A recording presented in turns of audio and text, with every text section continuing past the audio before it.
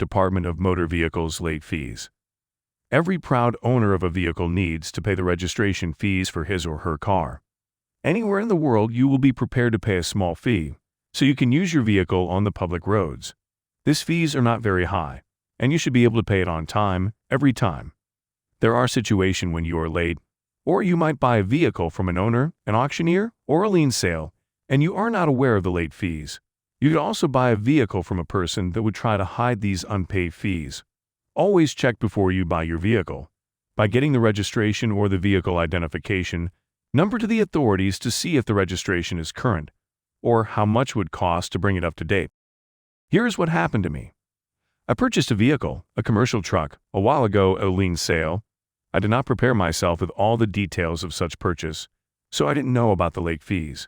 It turns out that the previous owner was deceased, and the family did not keep the registration current, or it switched the registration to a no-operable. I went to the DMV to get the vehicle registered.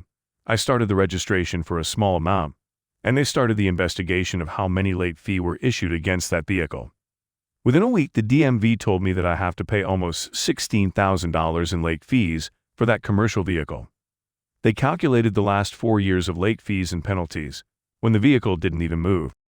So, here I was stuck with an enormous bill. I tried to talk to the DMV, but they told me that they can't remove late fees or penalties.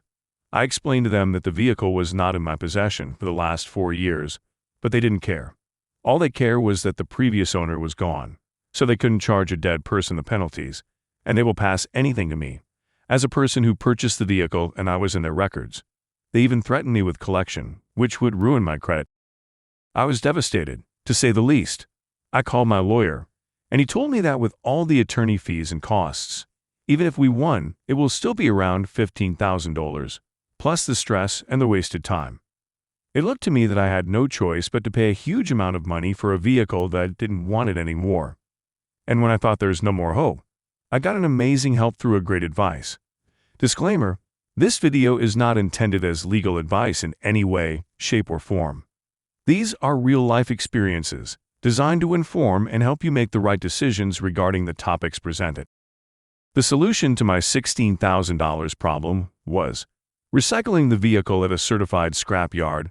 I had to tow it to a recycle place that cut it into pieces, and they also sent the DMV the proof that the car was destroyed. So the DMV void all the fees and penalties. This way, I proved that I have never used the vehicle.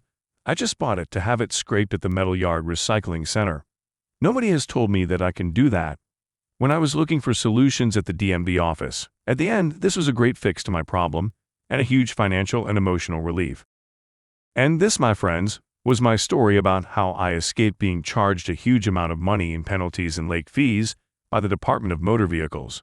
Please like, share, comment, and hit the subscribe button so more people can benefit from these stories. I have many more real-life situations like insurance claims, roadside assistance, collection companies, rental car, daily insurance, and many more. Thanks so much for watching.